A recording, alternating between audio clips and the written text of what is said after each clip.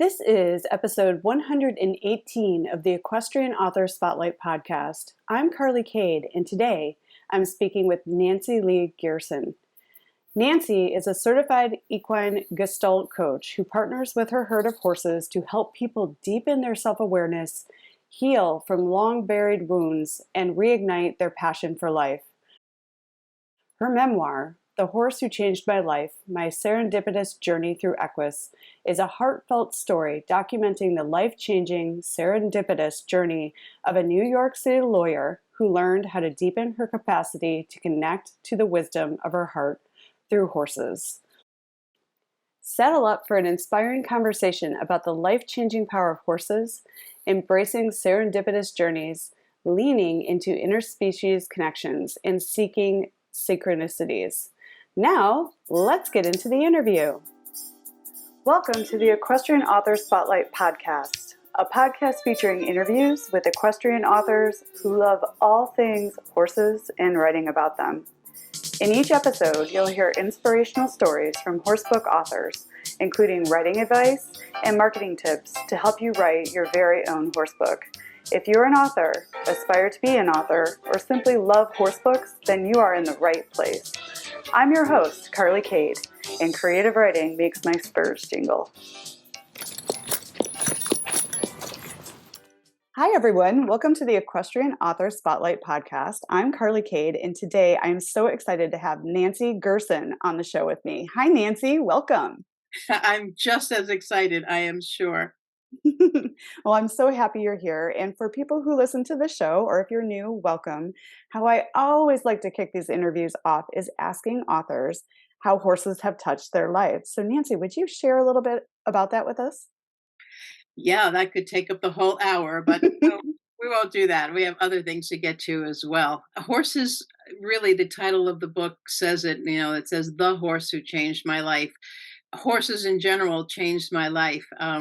I came to them later in life. I wasn't the 10-year-old girl who jumped on from the top rail of a fence, just bareback and, see you, mom, see you in 4 or 5 hours.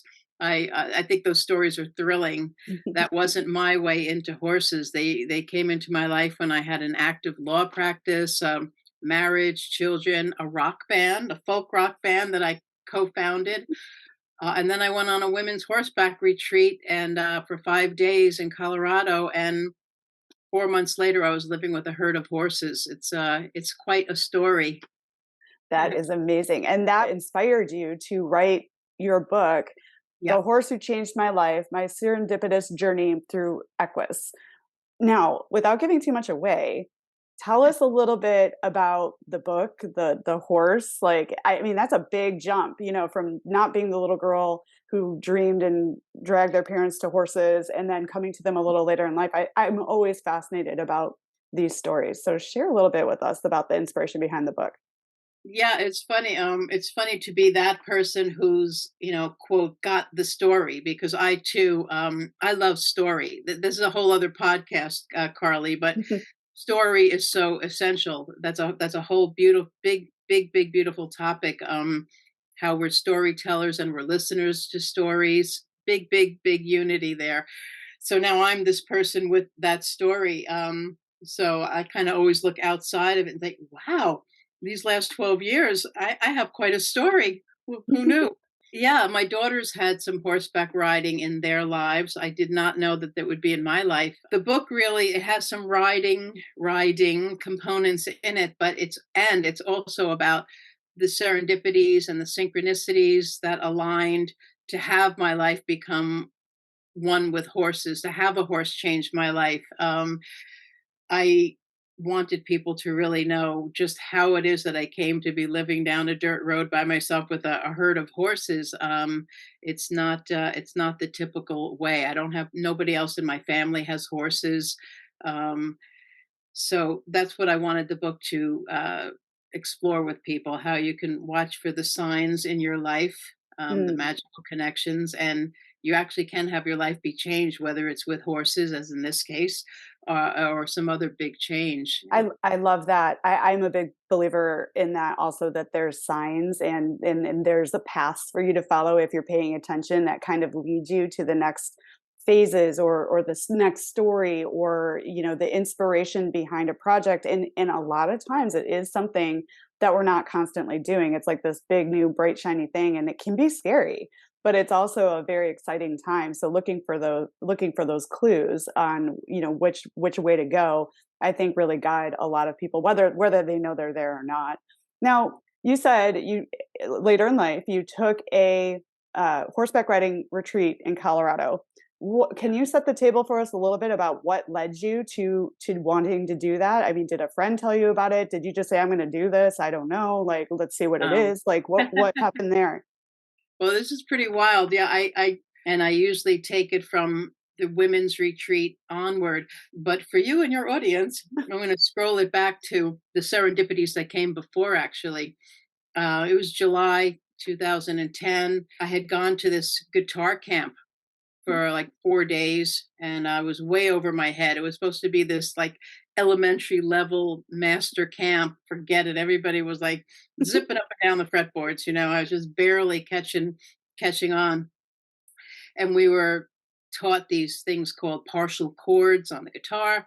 Came home from it, and I was sitting on the end of my bed just trying to practice them.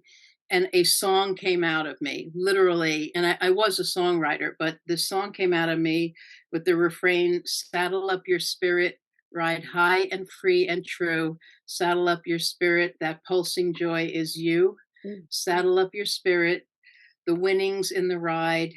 Saddle up your spirit, no need to stem the tide. So it's the first time I think I've said that out loud like that. That was the refrain. And then a couple of weeks later, I decided I wanted to go on a retreat. It was like August 2010. I thought about a nature retreat, a women's retreat, a silent retreat. I did not think about a horse retreat, but I went to my computer right in the week that I could get away. That onto my screen popped a horse retreat for women in Colorado. They had 2 slots left. Colleen Cannon from Women's Quest said, phenomenal, phenomenal. Again, a whole podcast could be on Colleen Cannon's incredible work. She told me to bring my guitar along. The third day, we had a campfire gathering, and I was actually able to play that brand new song, but Saddle Up Your Spirit. And then from there, I fell in love with Cherokee at the retreat. That's the horse who changed my life. And I wrote another song that had the word journey in it. And then when I had to find a place to live out in Colorado, I changed my life. I moved west to be with this horse. Like weeks after I had written this song with the word journey in it, I find this little farmhouse in Longmont, Colorado, about a half hour north of Boulder. Guess what the road was called? Don't- Journey Lane. Oh my goodness. This is Yeah, yeah, magical. yeah. The book Wow. has those kind of like magical things. Got some riding in it, and at the same time, it's really got a lot of the other aspects of life with the horse, the spiritual relationship, really. Oh, that is so beautiful. Thank you for sharing that story with us. I love how like those little things bubbled up and they all kind of connected to each other. It's so cool. Now tell us just a little bit about Cherokee. What kind of horse is he? What color is he? Yeah. How was the connection? Was it right out of the gate? Did he teach you something? Like tell us a little bit about this special horse. I am telling you, like this story is really wild. He's a gelding. He's a quarter horse. Colorado has a lot of quarter horses. He's dark bay. He got a little white snip on his nose, asymmetrical white snip. And here's the thing: when Colleen had, it was 16 women, including myself, and when Colleen asked who had some experience and who needed to be in which of the two groups, somehow my hoof went up for the more advanced, and somehow Colleen honored that really truly. And I've said this to Colleen after the fact. I probably had no business being on him. He was a lot of horse, as people say, and he protected me. This is the magic of it. My hoof went up. I got given to Cherokee and he to me. He was a fast horse. By the second day, the wrangler realized that they better put Cherokee right behind him because Cherokee kept coming out of the formation and like cantering with me. Like it was fast. I used to sneak out during the retreat. I would sneak into the treat shed and get some of the garlic treats and feed them to him. That was probably a good sign that being on the ground with him was going to be a large part of my relationship. because the pleasure I got from that was phenomenal, just standing with him. I had this amazing tree communion with him under one of the trees at Beaver Dam Reservoir in the Indian Peaks area of the Rockies. Three different women on the retreat snapped a photo of picture of the two of us. It must have been quite a sight of union.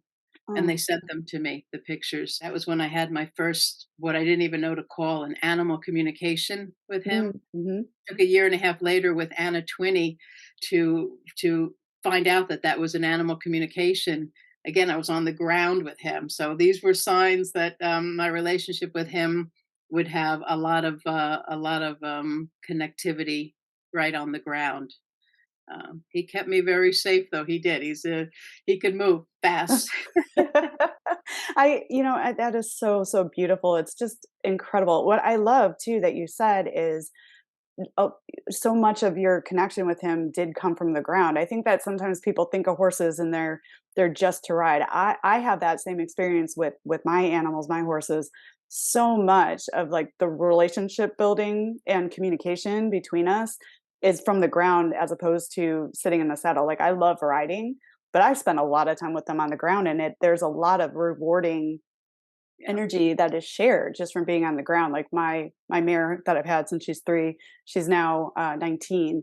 I'll just go out there in the middle of the pasture and I'll sit on my mounting block. She'll just come up to me, put her head over my shoulder and like kind of give me a hug, or she'll bounce her nose on my shoulder, and we just sit there together. And it's like it's really a very cool way to experience horses. And it's nice because when you pay for riding lessons, you don't necessarily, maybe you'll groom, but you don't necessarily have the opportunity to stand there and hang out and get that kind of experience. So I love that you said that. I'm really delighted to hear you say that, because I was going to ask you, I was going to flip the tables and ask you whether you enjoy your ground time as much as the riding. I had that sense about you. I call it the sacredness of caretaking them. Oh yes. Here's the thing, and when I'm out in the barn, because the horses live with me, when I'm out in the barn, anything, scooping poop, putting ointment in an eyeball, putting hay into nets, it's very magical and very spiritual that there's no place I'd rather be. Hmm. All your attention is there. Often you have, a few thousand pounds of horse right around you. So you move very consciously. But even if they're out to field and I'm in the barn by myself, doing something for them, my attention is right there. I don't have the laundry list of things to do going through my head nearly as much. I won't say that those errant thoughts don't come in, but not nearly as much as when I'm doing dishes or something else. There's something about barn chores and being with the horses that everything else falls away largely. Hmm. I love Oh, yes, you're speaking my language, and I could not possibly agree more. And that's really the beautiful thing of actually being able to live with your horses. I know a lot of us aren't actually able to do those things, but yes, everything does fall away, and they create. And you mentioned it. You have to move consciously. There's an awareness that they create because they are big animals, but it's also they have this just calming energy. Like, they're communicating with you constantly. If they're irritated with their pasture mate, if they're excited about you coming to see them. I mean, if they don't feel, there's just, so they communicate in so many ways, but you have to slow down your mind, yeah,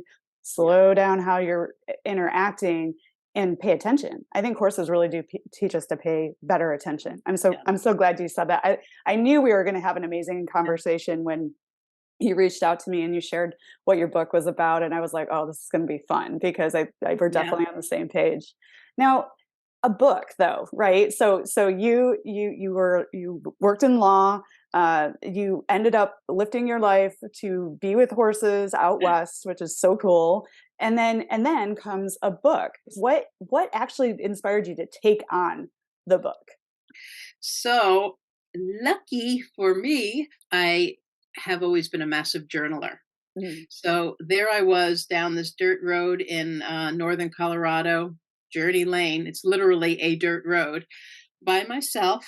Gave up the rock band and the family, the law practice, and there I am with not just Cherokee, but Saint and Dalai Lama. More serendipities, how they came into the life by myself.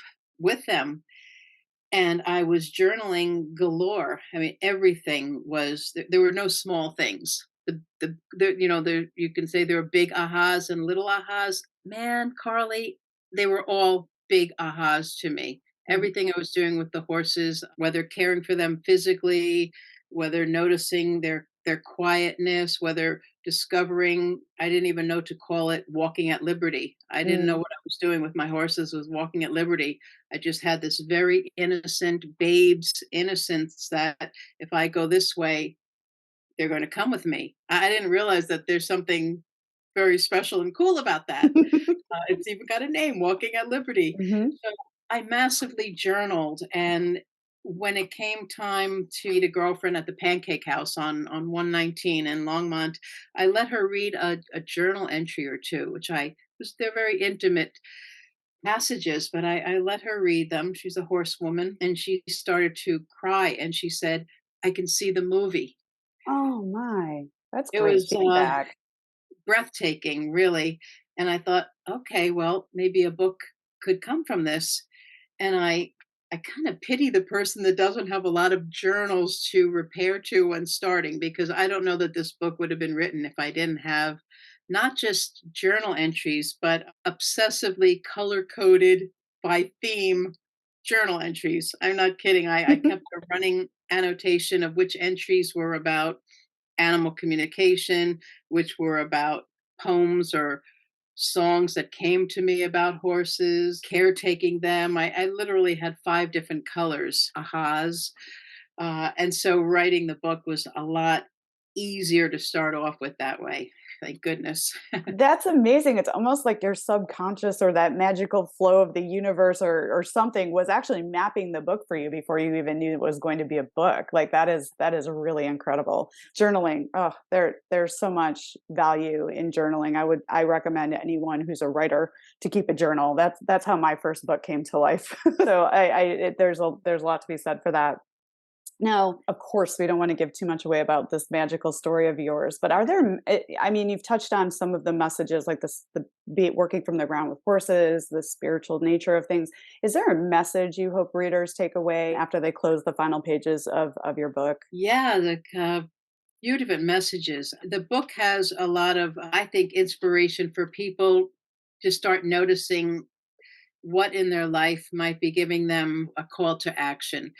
And if you get that call to action, I think it's super important to surround yourself with people who are going to, even if they're a little nervous about what you're on the brink of, at least they express enthusiasm, curiosity, support in some way. I'm a big fan of not surrounding yourself with naysayers. People don't have to always think your idea is what they would want to do, or even that it's an idea that they know how's it gonna happen. But they have to be interested in it for your welfare. That's for sure. And then the book has a lot about equine gestalt coaching because I got certified as an equine gestalt coach. Melissa Pierce is the founder of the Touched by a Horse Equine Gestalt Certification Program. Lots of words, just Touched by a Horse certification program. It was a 2-year program. Again, I know I'm like a broken record, but singing a good song. That's serendipitous too. I did not realize when I moved to Longmont, I was looking at some horse care websites and I stumbled upon her website. It didn't have to do with horse care per se. Guess where she was located? I'm not Right, kidding. right next door to you, I imagine. Longmont, the other end of Longmont. Okay, so it that's was a 15-minute ride. I that's was incredible. She was South Longmont. Now she's in Elizabeth, Colorado, a couple of hours south, but she literally was in the same town that I had moved to. Come on. That's Spiritually amazing. engineered. I call this all spiritually engineered. Anyway, so to circle back, people will get a sense of what equine coaching is like, how you Mhm. can have healing take place in the presence of a horse. People will just get a sense that being on top of a horse is one way to go, and being right there on the ground is another way. And then the practical steps you can do for bringing horses into your life. There's some of that sprinkled into the book too. Oh, I love that. Thank you. And thank you for sharing your story. I mean, these are the stories that can lead another being to a similar journey that you've had, because it's never too late. I don't think it's ever too late to live your dreams, shift your dreams, accomplish your dreams, or what's calling you forward, right? You just have to, that's what life is for, experiencing these wonderful things. And a lot of people think that they have to start off as as a little kid, 7, taking riding lessons, and then do all of that, and then to be a horse person. It doesn't work that way. Horses show up in your life, and things show up in your life when they're supposed to. So reach out and grab those things. It's never too late. So Yeah. it's important. I love that you're telling that story. Now, is this your first? This is your first book, correct? It's my first one. I'm writing another one now, but I do have an article or an essay rather in a Touch by a Horse anthology. Mm. Melissa now has, they're up to, I think, the fourth anthology of Touch by a Horse stories, but I actually am in the maiden voyage, the Touch by a Horse anthology, volume 1. Mhm. So I do officially have that as an authorship. This is indeed, though, the first book, actually. Yeah. So when it came time to publish it, which route did you choose? Did you go the traditional route where you got an agent? Did you explore independent publishing, self publishing, and hold the book up too so people can see the cover, because I think it's reflective of that photograph that people were taking of you in Cherokee, right? Yeah, yeah, I was definitely going to hold it up because I self-published. It's Redder Road Press because that's the street I'm on nowadays, Redder Road. And my incredible wildlife artist daughter, Hannah, designed the book cover, Oh, that's front wonderful. and the back, and she did the interior design. And what's really nice is I only put about 4 or 5 photographs in the book. But as it happens, my older daughter, when she had visited, it doesn't come out too well here, of course, but just to pay tribute to my other daughter, Elizabeth, she had taken the photographs that I chose to use in the book. And I didn't realize that at the time. Again, Oh, you know. I love that. And I love that you included your daughters in the creation of your book. And lucky for you to have a designer in the family. Like, that's fantastic. Yeah, I know. I know people will go different ways with their publishing. I would definitely vote for the self-publishing. I like to keep. I loved having control over the minutest decisions. Of course, I had my daughter there to whom to repair, and she exuded patience with me as her mommy. So I don't know if when you self-publish and you get yourself a designer, art designer, and all that. I don't know how much back and forth that person is willing to have. I had the best of both worlds. I got to keep control, and yet I had somebody in my family who knew how to turn it into this magical book. Having Mhm. to do the marketing and promoting yourself is a whole other, again, another podcast. Yeah, I do like self-publishing. I'll self-publish the next one too. That's great. I'm in the same camp. There's lots of authors that do like a hybrid model where sometimes they'll do their own publishing and then other times they'll work with a traditional publisher. But the as has been mentioned on this show a couple times, the wave of the support that you get from a traditional publisher is changing, and authors, however you choose to publish, are now responsible for the majority of their marketing. So I like the control, I like the ownership. Like when you sent over the responses to the questions I sent, I love that you were like, I love the control in bold. And I was like, yes, because you own what happens to your work. For you, what has been the most challenging part of being an author? And then on the flip side, what has been the very best part of being an author? I always like to hear the answers to these questions because it varies. Sure. I'm going to do the best part Okay. first. I just saw a parallel just spontaneously, just as I said when I'm doing barn chores or when I'm in the presence of horses, everything falls away. I just kind of saw this parallel. When I open up my laptop, there was a time when I was writing longhand, and I Mhm. thought there's no way I'm going to make the creative flow happen with a computer, but that I blew right past that. I do my writing on the computer. Like you open up your whatever you're working on, everything else falls away. I just saw that it's that same thing. I never connected the two. I love the deep dive. I dive into that world. These characters, this next book is fictional, just character development and dialogue, the voice of the people. It's a little different than memoir. That dive into the world of your writing. I just love that. Hours and hours go by, and you're encapsulated in that. So that's definitely the best part. The tricky part is there's the rest of life as well. Mm. And there are other responsibilities and having to be pulled away from it. I actually find that's tricky, especially when there's a real flow going. Hmm. I don't know what other people find as the hardest part of writing. I love it so much. That's really what comes to mind now is just the having to separate myself from it when that flow is still going on. That's a tricky part, a little painful. Yeah, the flow is the best part. Now, do you find, because I love getting to that stage too, I know exactly what you're talking about. And it's also very similar to the experience that you have with horses. You're just totally present.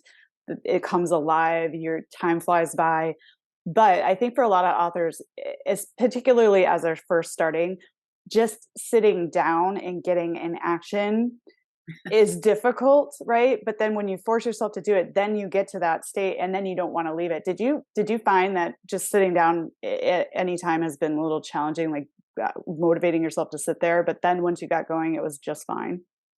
Yeah, yeah. Sometimes because I'm anxious to have the whole arc of my story Mm. be told, and I'm up to here, but in my mind it's there already. And it's not that this isn't going to be a great part to write, but I'm already in my mind and in my heart and in my soul. My story arc has gone to here. So every now and then, sure, it feels like I'm kind of slugging my way through. It dissipates pretty quickly though, because Hmm.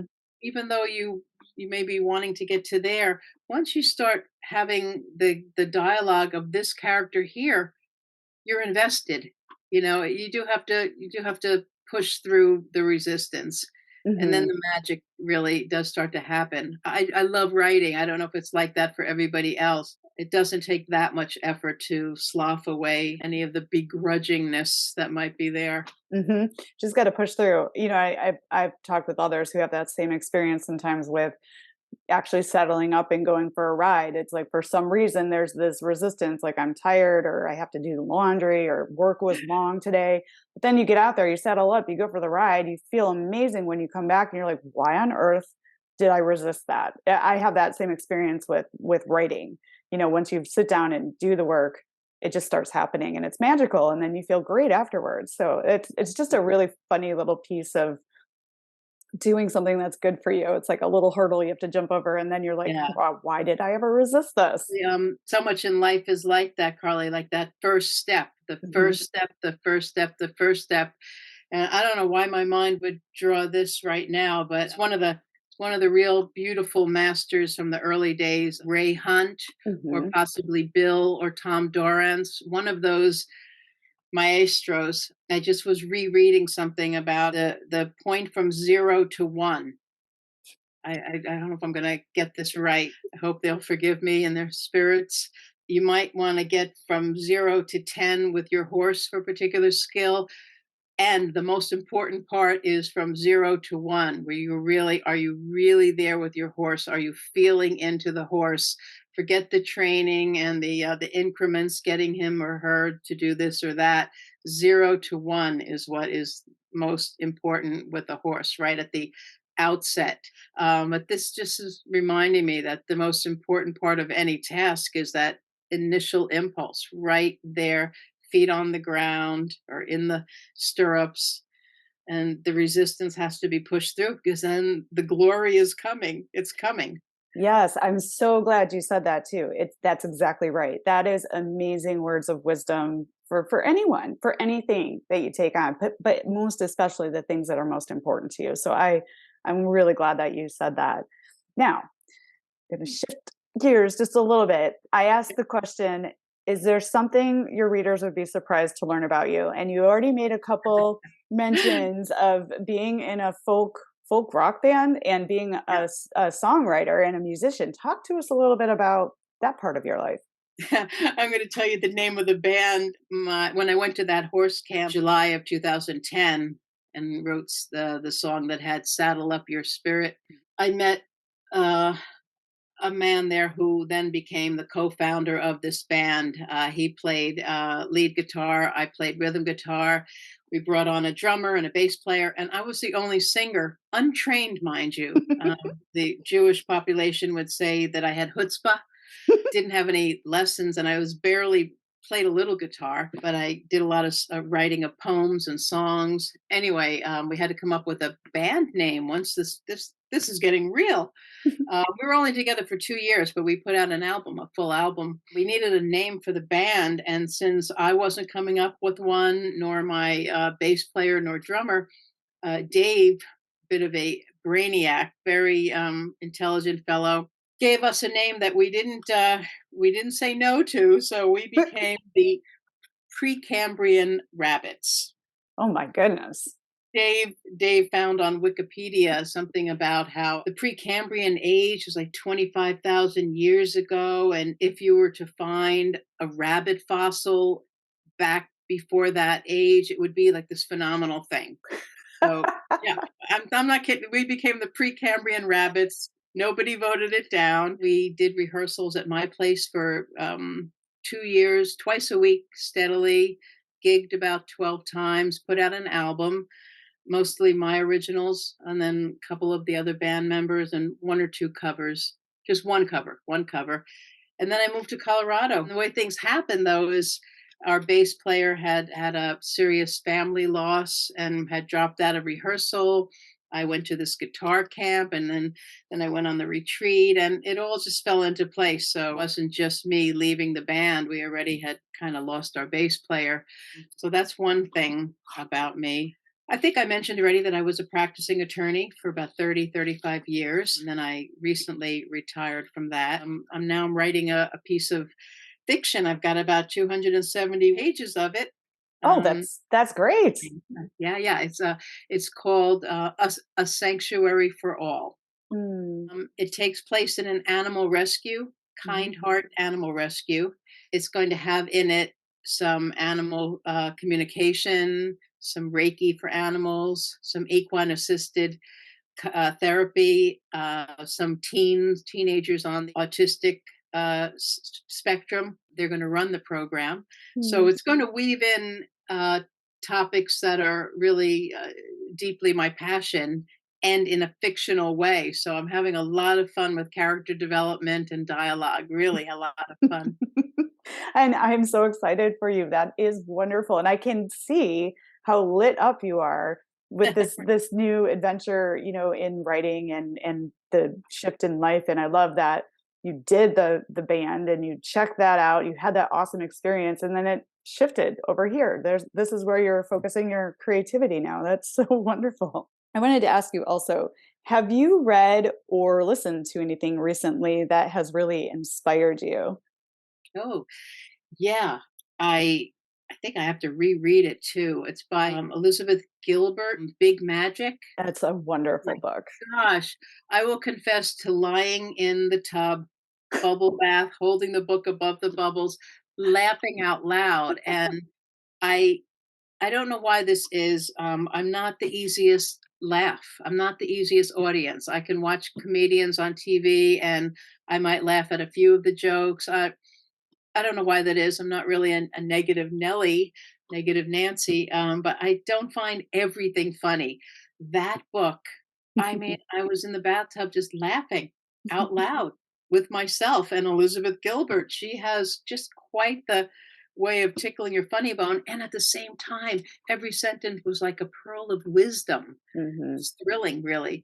Hearing myself laugh and really thinking that every sentence was, yeah, I relate to that. Yeah. Big magic, that. And then there's this British author, Lynn Mann, Mann. She wrote this trilogy, The Horses Know, The Horses Rejoice, and I think it's The Horses Return. I have all three, though, true confession, I haven't read the third one. The one that really knocked my socks off is The Horses Know. It's the first of the trilogy. Somebody who read my book when it was just in beta form, it wasn't even bound, said that my book reminded her of Lynn Mann's book, The Horses Know. That's how I found out about Lynn Mann. And once I read it, I thought, what a remarkable honor for somebody to think that anything about my book, even a scintilla of it, reminded her of that book. Because your audience really, and you should check out The Horses Know if you haven't read it already. Oh, It's that's a great recommendation. Now, is it nonfiction, It fiction? it's fiction. So the book, The Horses Know, is about these group of people who are horse bonded. They're generally adults, but this happens to this young girl who's still a teenager. It's when a horse comes into your life and it's the one. And but Mm-hmm. in the way the story goes, the people to whom that happens, they have to leave their village and go off to this intentional community, and amazing things are happening there. But they're all, and everybody recognizes that they are horse bonded. I'd never heard the phrase, and you can imagine how honored I was that Fotini thought that my book was reminiscent about of that book Oh, that is a called wonderful Horse Bonded. compliment, but you are horse Very, bonded with Cherokee, right? And I yeah, I will definitely check that out. That sounds like yeah, a do. fascinating read. I love getting new recommendations. There's so many books in the world, so it's I always nice know, to ask like what should I be reading, because I know. I'm devouring them. And I think you and I are kindred spirits because I am a woman who loves to take my book in the bathtub with the bubbles and read and giggle and have that experience. It's my favorite self-care thing to do when Yeah. I'm not with my horses writing or doing all the things I have to do in life. You will find me in the bathtub with a book. Self-care is so important. People will sometimes say, "Well, aren't you riding them? Why aren't you riding your horses? Or why aren't you showing your horses? Why aren't your horses competing? Or why aren't you doing this, that, or the other thing?" And we all have to follow what is self-care for ourselves. And I'm so glad that more and more people are learning that they can honor that. It's not selfish in the negative way that that used to be seen. Hmm. The creative juices flow much better, and the world's a better place when we practice self care. I'm Oh, just pouting a little here, but no, I totally agree with you, and thank you for that comment. That's really important. And what I really heard there too is your animals, and that's how I feel too, they are beings. They are not here to serve me. They do serve me because they want to, because when I ask them to, but they are not, they're beings. And it's like we are a family and we are a herd yeah, and we work together, and like we were talking about earlier, it's the connection on the ground where I have the most magical experiences. Yes, it's a joy to ride them. And yes, I used to show and be very competitive, but that isn't where my heart is anymore. My heart is in peacefulness, in bonding and connection and caretaking them and just, honoring their presence. We always think things have to do things for us, but yeah, they yeah, do if you just slow down and notice they're doing something without competing or yeah. winning an award or what have you. And there's nothing wrong with that way of being either. It's just I'm finding now that I'm a little older, there's a lot more joy in just being with them than there is in, competing with them. So, Yeah, I call them my animal relatives, mhm. and when I express condolences to people who are letting theirs cross over, transition, pass on, I express condolences that they're losing their animal relative, Oh. and it's the way I. It's not hokey or it's genuine when I say it. So much so that with my editor, I had a great editor for the book, Melanie Mulhall of Dragonheart Writing. Mm. And I give her a plug. She's in Colorado. She's an award-winning editor, so not somebody that you'd want to argue with too much um, about her suggestions. At the same time, I wasn't going to take no for an answer kind of thing. When I refer to animals, I say who, not that. Mhm. The horse, there was a horse who didn't want to go out to the pasture. It's again not cutesy to me. It's the way I really see it. I wouldn't want to say, and plenty of writers will say that. I'm probably in a very I'm probably in the minority. But for me, it's more authentic to say, yeah, there was this cat. I really loved him, but yeah, there was this cat who always wandered around. It feels right to me to say that rather than there's this cat that wanders around. It Mhm. doesn't even roll off my tongue right now. And I know most people will say that, so I'm not getting on my soapbox here, but just to your point about that they're your relatives, they're Mhm. beings, they're Mhm. sentient beings. I give them a who rather than a that. I So, love that. And actually that has come up on the podcast before oh, where really? like an editor will Great. say that rather than who. And then there's a couple other uh, phrases around the animal being a thing as opposed to the animal Yeah. being a being. So that Yeah. that's very interesting that you had that conversation with your editor. That has come up before. Yeah. Yeah. Yeah. It's stayed. But there's the difference right there between like the different kind of relationships that someone who hasn't been with horses, it's very easy for them to see it that way, Yeah. but for people who are very highly engaged with animals in their herds, Yeah. it's a different kind of experience of how you view them. and Yeah. then and then I love this question: what does creativity mean to you, Nancy? Oh, I love that question too, because it's so open. Yeah, it's funny. Talk about, oh man, synchronicity. I just joined this women's group on Wednesdays, virtual, and there's an intention set every week. And the one for this week is to be aware of the creative fires within. Now you're asking me this. I just love this. These are the things that my mind and my heart will notice. Well, certainly it means being a vessel that things can flow through.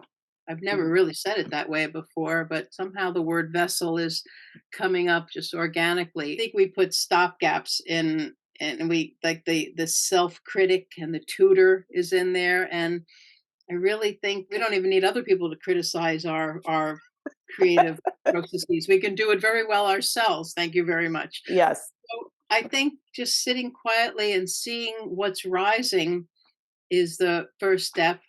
And if the little voice wants to come in and pick at it, just like notice that, and that's part of the creative process. Oh, okay, the tutor is there. Yeah, okay. In a minute, just you have a seat over there. I'm going to sit with this and see what comes of it. And then on a very practical note, because that's a little bit airy, on a practical note, I think you need to write things down because Mm. I don't have the confidence that I'm going to remember something, down the road. One of my least favorite expressions is people say, "Oh, if it's important enough, you'll remember it." I don't know if you grew up with that one. Hmm. Awful. I don't believe that for a minute. I have forgotten the most important things regularly, and then they come back if you're graced, if you're lucky. So I think that when you have a creative flow, it behooves you to jot it down. That's the practical part of it. Be very, I very open and jot it down. And then just surround yourself with people who, if you're going to share your creative ideas, are going to support you. Otherwise, just keep them quietly to yourself. Let them brew a little bit and marinate. mean, great advice. And I really agree with you. Surround yourself with people who will support your passions and not be naysayers, because that doesn't help, because you are right. We do that enough to Sure. ourselves when we're working on a creative project or want to try something new with our lives. But I love that you said write it down. I am so the same. Like I will get up out of bed in the middle of the night when I've had a thought, and I will write it down in my journal. And often those become chapters in my books. But I know for a fact, if I didn't pop up and go write it down, I drive my husband crazy. But if I didn't pop up and write it down, then it would have been lost. I might remember Yeah. pieces, but Yeah. not the whole context of whatever was Yeah. going on. It always happens to me in the shower too. Like I Oh, have to like hurry up and finish my shower and then jump out and go write down what I was thinking about. I don't know yeah. what it is about water, but that seems to do it too. Yeah. Or when I'm in the barn, Oh yeah, when I the barn, right? I 100%. knew you'd relate to that. I had to get that in there. It's like a whole dialogue is going on. A screenplay is happening in here, and I'm Yes, oh boy.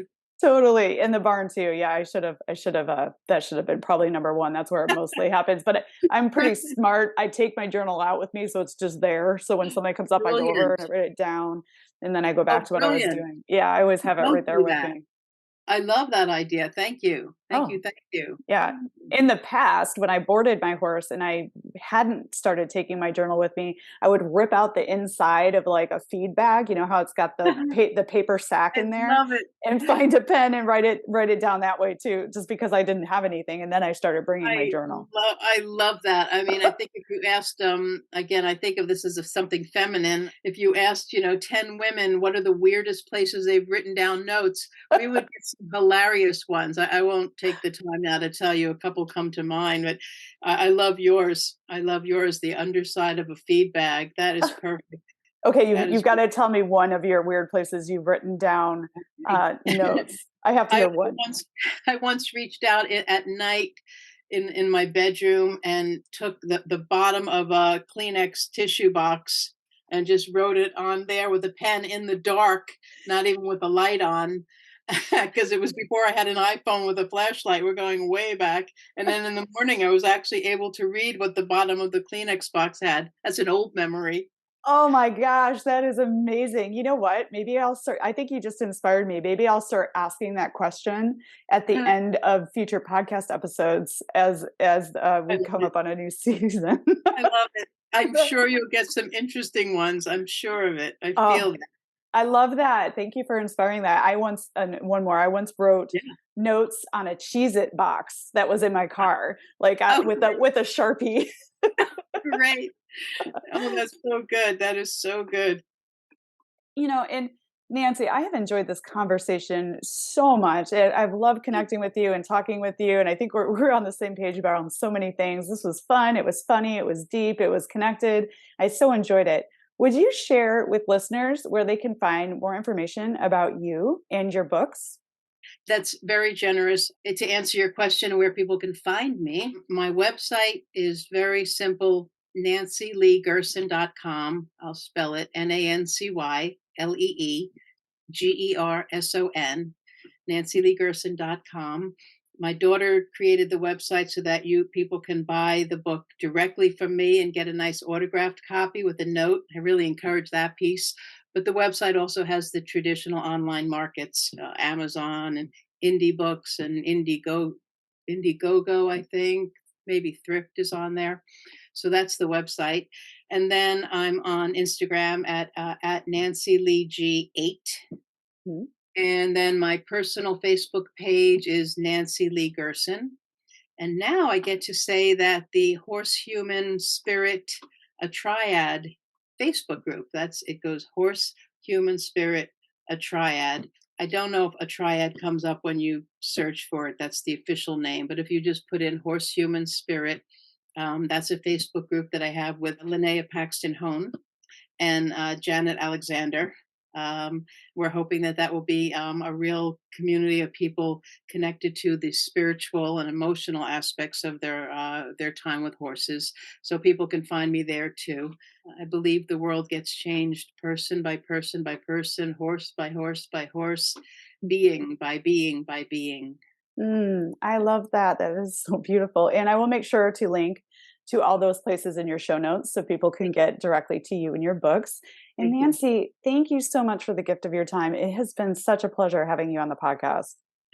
Equally, Carly, equally. I look forward to reading all of your books. I am so behind, as you can imagine, with marketing this one, writing the other one, and the rest of life. So I have a lot of your reading to do. Oh, and thank you. And I will support you in your efforts. And I hear you on the stack of being behind. I have a stack of books on my nightstand, probably taller than I am, of reading that I want to get through. So I do understand. But thank you for that. And I look forward to continuing working together. And I'm all about Authors Uniting. So I'm excited to see where we take our partnership. Namaste, Carly. Namaste. Namaste. Thanks for joining us this week on the Equestrian Author Spotlight podcast. I hope you enjoy these Q&A sessions with wonderful equine authors who love all things horses and writing, just like me. Visit my website, carlycadecreative.com, where you can read the show notes, and make sure you never miss a show by clicking the subscribe button now. This podcast is made possible by listeners like you. Thank you so much for your support. Want a free guide to secrets of horsebook authors? Gallop over to carlycadecreative.com/wisdom to have author advice delivered instantly to your inbox. If you are an author who writes about horses and would like to be spotlighted, please let me know. Visit my contact page at carlykadecreative.com to fill out a request. I'd be happy to have you on the show too. Thank you for tuning in to the Equestrian Author Spotlight podcast. See you next time. I'm your host, Carly Cade. Creative writing makes my spurs jingle.